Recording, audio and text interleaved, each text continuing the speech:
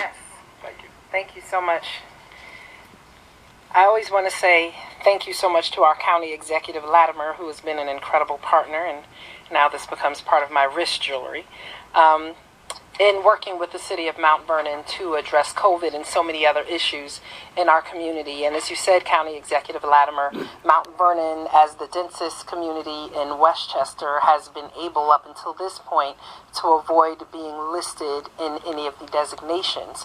From March of this year, currently to this date, we've had 3,828 cases of COVID. We currently have 294 active cases. We are waiting to get our update from the county. As the county gets theirs from the state, we'll get ours from the county. And we had, the last number, we had 26 new cases. As of Friday, we were up to 79 deaths in the city of Mount Vernon since March.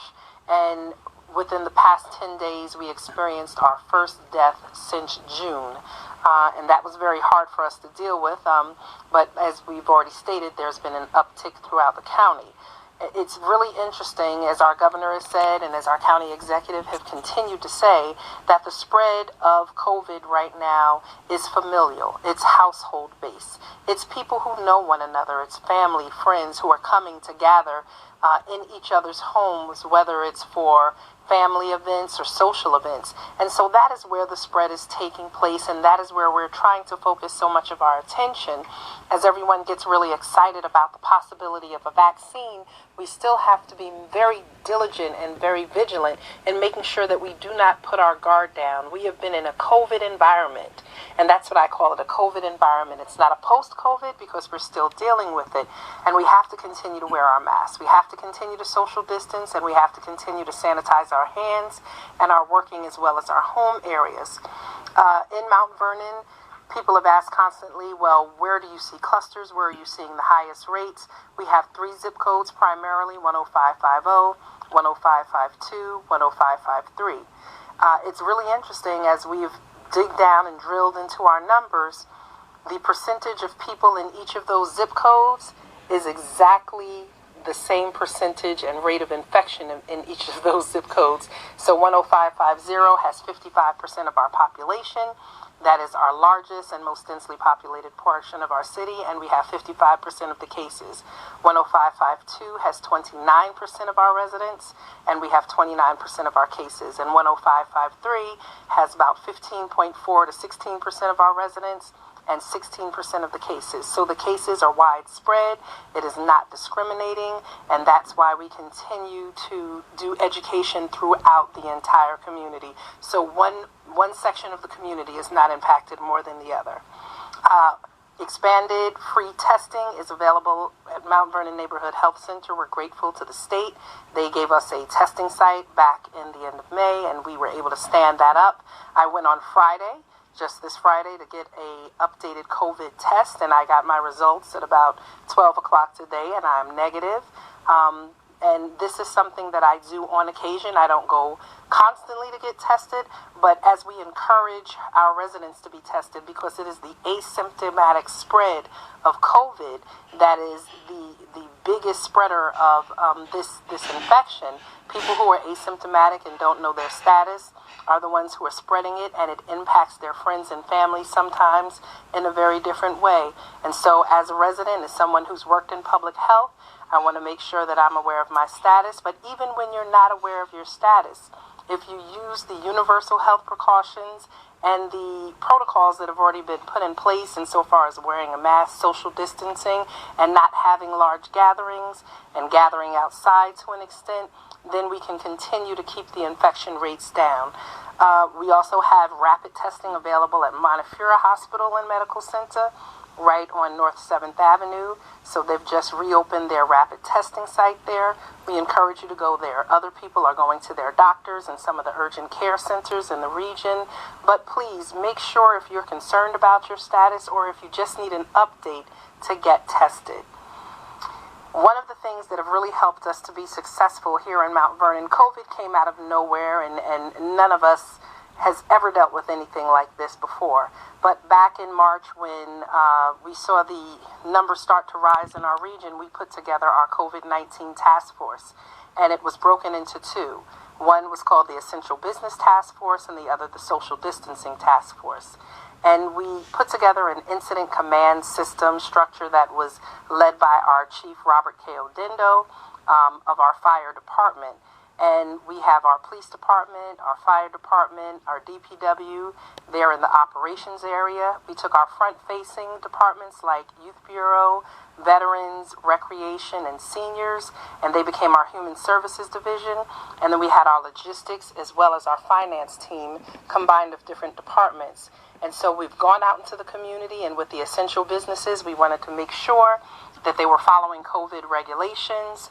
With social distancing, we wanted to make sure we did lots of education in the community instead of just focusing on enforcement. And as the communities began to reopen, and we looked at the end of May before we went into the phase 4 reopenings, we took our essential business team and turned them into our reopening team. And they went out and did lots of education in all different sectors of businesses based on the phase in which people were to reopen. And we created a campaign called Mount Vernon Resilient. And so just like you have Better Business Bureau's symbols in people's windows, we have Mount Vernon Resilient. We did workshops for the personal care industry, for the restaurant and entertainment and bar industry, hospitality industries, construction industries. We've worked with people based on industry to ensure that they understood their New York Forward protocols. They understood what we were requiring with them as a city of Mount Vernon. And then we continue to go out and enforce those regulations. We help them open up and be compliant, and also to develop the best practices. We continue to do that work around compliance and business development, and we've reached out to the New York State Liquor, at the SLA, the New York State Liquor Authority, as well as the Department of Environmental Conservation and the County Department of Health, as we continue to go to businesses, ensure that they're COVID compliant and city ordinance compliant. We have to understand that the health of our economy is going to be directly impacted by the health of our residents. And so that is why we are so serious about ensuring that our business community works with us as partners, because if the numbers continue to rise, then we will move into yellow and orange and red designation, and we're at risk of close down. So us making businesses comply is never personal. It's strictly about the public health of the community and the economic health of the community. So we will continue to do that work and work with them. We have shut down businesses that have not been in compliance, and we will be finding businesses that are not in compliance, but we're also there to help them reopen. We continue to do a lot of work around food insecurity, mental health, substance abuse, and helping people get through this COVID fatigue that many of them are experiencing. The city itself has led the efforts to give out over $1.2 million of food to our residents. And then we have given out probably another 1 million pounds of food through 14 different community-based agencies and faith-based agencies that we partner with. We are doing mental health counseling. We're doing phone check-ins. We're doing lots of exercise, arts and craft, and after-school programs on Zoom just to help out the community. And we've distributed over 75,000 home-delivered meals and doing a lot of expanded senior services with the support and help of our county government. We have launched Kristen's Closet in the Department of Veterans Affairs, and so we're doing a lot of targeted outreach to our veterans to help them through this time. And through our IDA, we have hired Robin Mack, who works as our small business development individual, who is also over COVID compliance of our businesses. So we will continue to do this work. We're really proud of the work that we're doing.